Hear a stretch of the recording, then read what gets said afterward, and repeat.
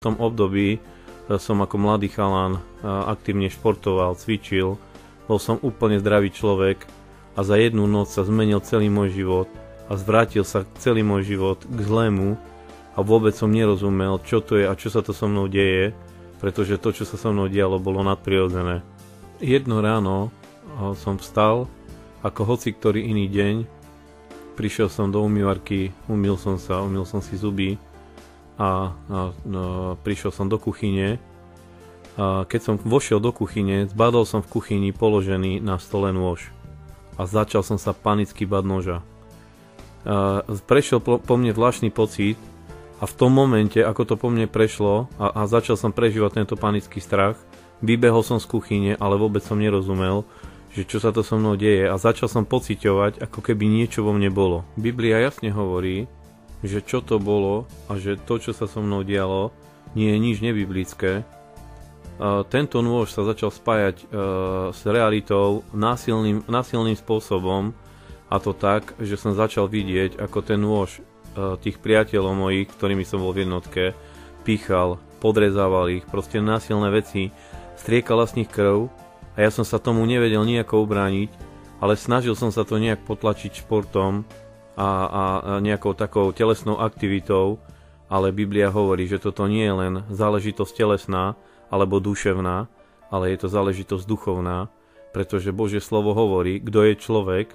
Človek je duch, ktorý prebýva v tele a má dušu, a pri páde do hriechu u človeka sa stala jedna katastrofa, a toto, že človek duchovne zomrel a stal sa len živý dušou, a to, čo na mňa prešlo, bola kliatba, ktorá na mňa prešla skrze jedného príbuzného z našej rodiny, kde v našej rodine sa stala jedna tragédia, kde jeden náš blízky sa pobil v krčme s nožom a dopichal 3 ľudí nožom a z toho jeden človek zomrel.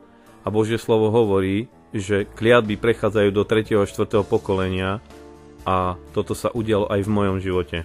Ďalej budem čítať verše z Božieho slova. 2. Mojžišova 24 až 6. Neučiní si rytiny, ani nejakej podoby tých vecí, ktoré sú hore na nebi, ani tých, ktoré sú dole na zemi, ani tých, ktoré sú vo vodách pod zemou.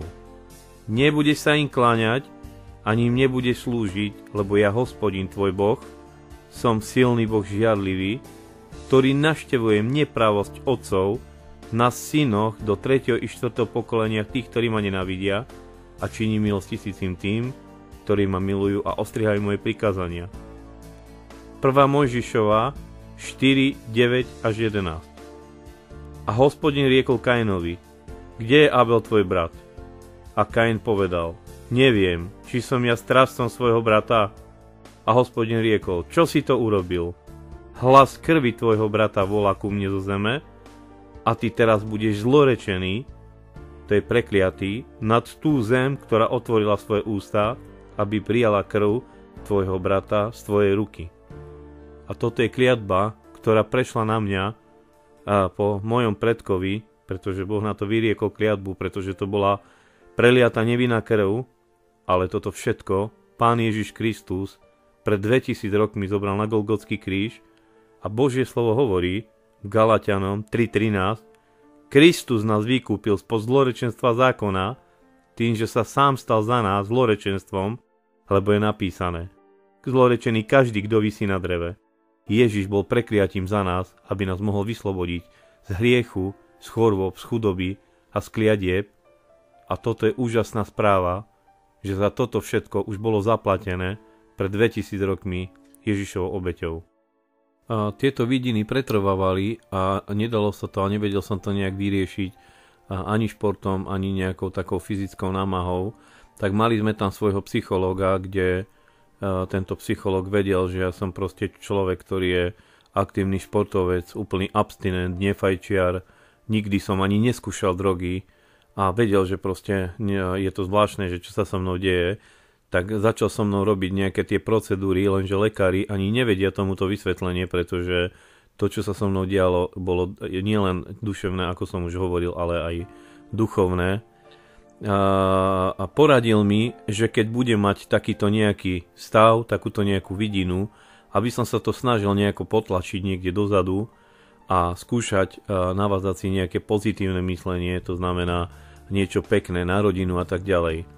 A keďže som bol odlúčený od rodiny, tak som si hneď pri takomto stave predstavil svoju ženu, svojho syna, a čo bolo pre mňa jedna obrovská katastrofa, že sa to spojilo aj s mojou rodinou a začal som vidieť, ako tento môže použiť na mojej žene a na mojom synovi a začalo ešte väčšie trápenie v mojom vnútri.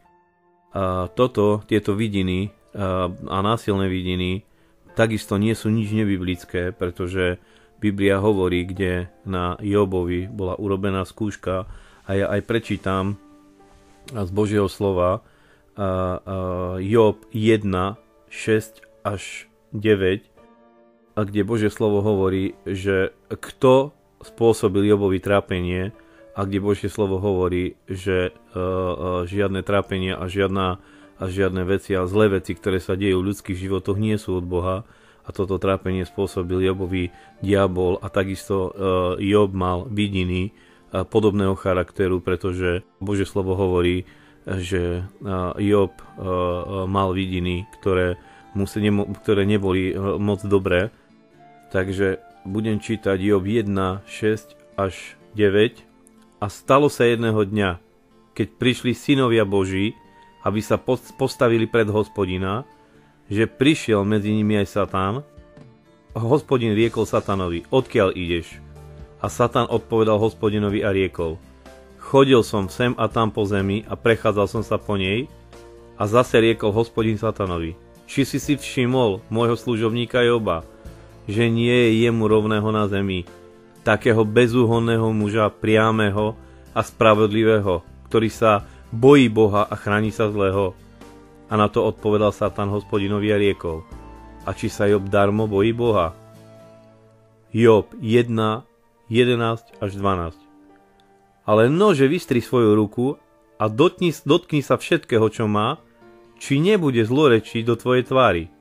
Vtedy riekol Hospodin Satanovi: hľa, všetko, čo má, je v tvojej ruke, len na neho nevystri svoje ruky. A Satan vyšiel od tvári Hospodinovej.